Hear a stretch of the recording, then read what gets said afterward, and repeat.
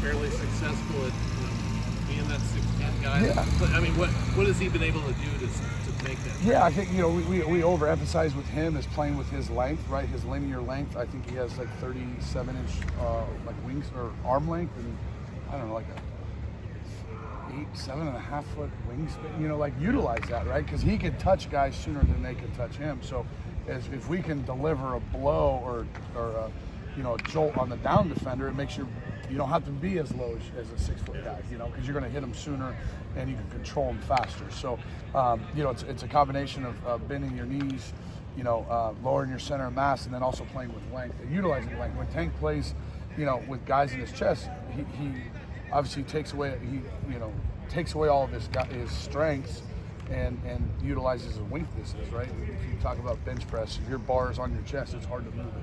But if your hands are in front of your face and off your chest, it's easy to move or easy to bench press or move people. So it's every day telling him to play with his length and utilize his strength, which is that. If a guy like Shaq came out for football, would you say nah, or would you say? Yeah, I would take him. I just know this in football a lot of the times, right? Just historically speaking, big people beat up little people. So the bigger you are, you got a better chance. Doesn't mean you can, doesn't mean you can't, but I would love to coach Shaq. That'd be pretty fun. Has he made pretty good strides though since he got here, just in terms of the kind of mobility stuff? Yeah, he obviously had to graduate from his previous school, and then came in the summertime and kind of, slowly got put in with the rest of the group as far as lifting and running and kind of figuring out the way we do things here in Corvallis. So he's done a great job adjusting in that June and July period, and then as we got into camp, then it went back to football, because he didn't do any spring ball this spring. So, he missed some of that time, and he got to develop his body. So now it's kind of getting the rust off and getting back to work. But I thought he's done a great job, acclimating to our guys and our room and the way Coach Bray does things. Other than being ginormous, what did you guys see on tape to bring him in? Yeah, obviously, I coached him, so it was fun. I got to coach him at a time where, he was kind of injured for 6 months, and I coached him for the season, and I saw a young man that was hungry, that was eager, that wanted to get better, and wanted to. He knew he was tall, he knew he was long, and so he's trying to figure out how to utilize this length. And each day we'd have success, and I try to visually show him, like, this is why you won. You punched him a heck of a lot sooner than he could ever hit you. So he started doing this, and then obviously we had a change in, a staff change at Colorado, and kind of kept that progression. And when we, got here in December, we thought he would be a great addition for what we needed. We lost obviously both tackles. One went number 14 overall, and one moved inside. So we had 2 spots to replace, and he was a great addition to kind of, I don't say anyone we brought in came in and started, but came in to compete to start. What's it been like, adjusting as a first-year offensive line head coach with a squad that feels like it is your own, with a lot of new people that, can really adjust and move into the system that you want to bring into? Yeah, I think the best thing is a lot of the stuff we're doing offensively, Coach Mahalchek was doing, right? We're running the outside zone play, and literally when you watch, his film and my film, you'd say what you want to see out of it are the exact same thing. So that part's been good. I think we're going to run a little bit more directly at people, whether it's downhill or have some pullers. So we'll be a little bit different in that they probably hadn't done the last couple of years.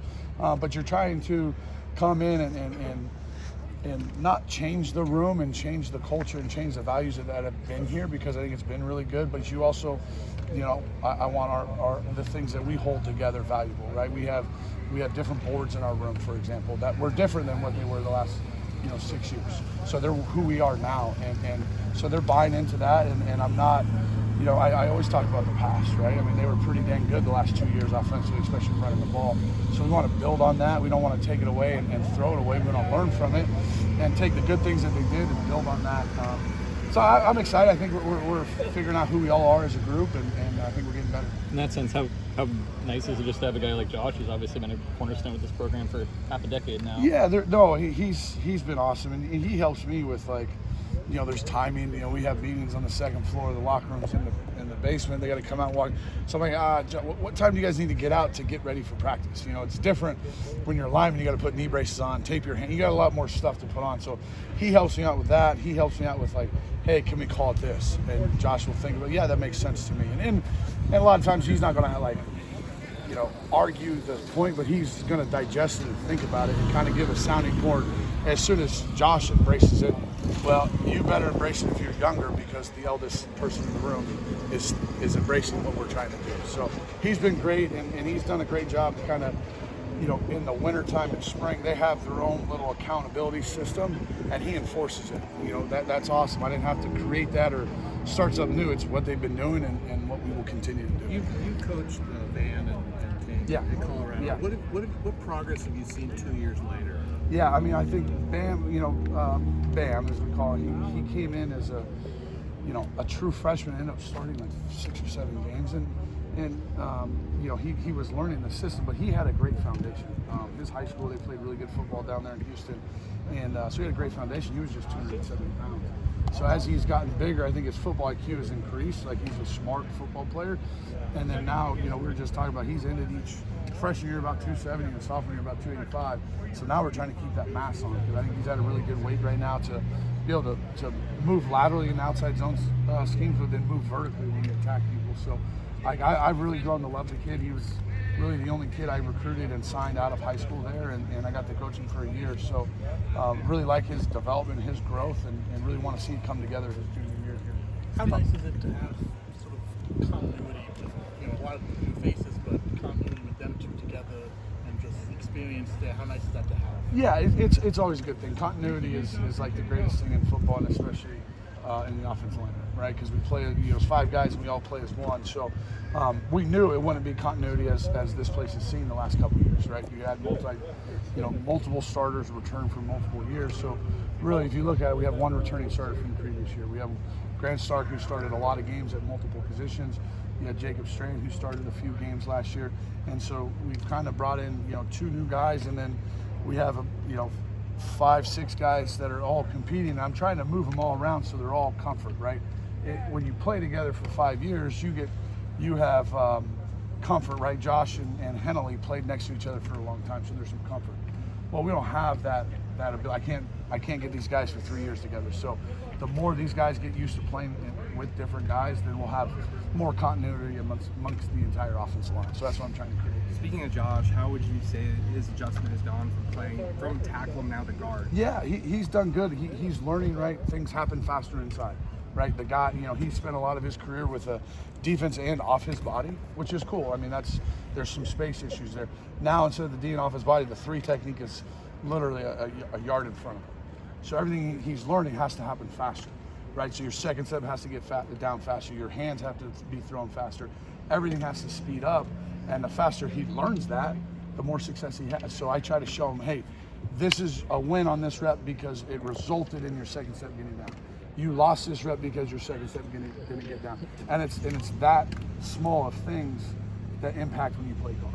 All right, and so he's learning that. I think he's done a great job. Pass pro versus loose 3 is what he's done his entire career. Well, now it's a 2 wide. It's totally a different set. But I think he's done a great job. We put the ball in his hands. He played center today. He's played center last couple of days. So I'm trying to, and we've talked about this, and I've talked about with scouts, is I want to be able to play him at guard, center, guard, and get him that experience at center, and so we can showcase him for the next level that this kid can play center. I know the live filming games are all at tackle, but I think this guy's a 5-position player, and that's what we want to present to the NFL scouts. As an offensive line coach, do you have any sort of goals that you are setting for yourself and for your squad during this kind of fall camp that you even maybe want to set for yourself for this season? Something you want to achieve with either the running game, what you're looking to do, or the pass blocking game? Yeah, I mean, I think ultimately it's win, right? I mean, that's the number one thing. I've been around teams where we've rushed for, I think 192 yards a game and went 4 and 8. Right? It's not very good when you rush for 192 and you go 4 and 8. Been on teams where we could run the ball and could win games. That's always fun. I think ultimately it starts with winning. All right, and then we talk about the Joe Moore Award as offensive line. So if we can put ourselves in a position to win games, play very sound football as offensive line, cohesive 5-man football up front, you get an opportunity to win the Joe Moore Award. Oregon State's been a finalist once and a semifinalist another time. I've been a part of the winning team of that. So I think that ultimately is the goal. It's the only award given to a position group over an individual player. So when we talk about, setting team goals, when you have team success comes individual accolades. So if we win games, we get a chance to be on the Joe Moore. When Joe Moore Award watch lists or semifinalists or finalists or winners. When you have that, then you have individual All-Americans, draft picks, right? So it kind of goes downhill like that. But number one is win. Number two is play really good, sound football, and knock the shit out of people up front. And then next thing you know, we want to get a chance for the Joe Moore Award, and then whatever the kids want to do after that. Thanks, Thanks, boys.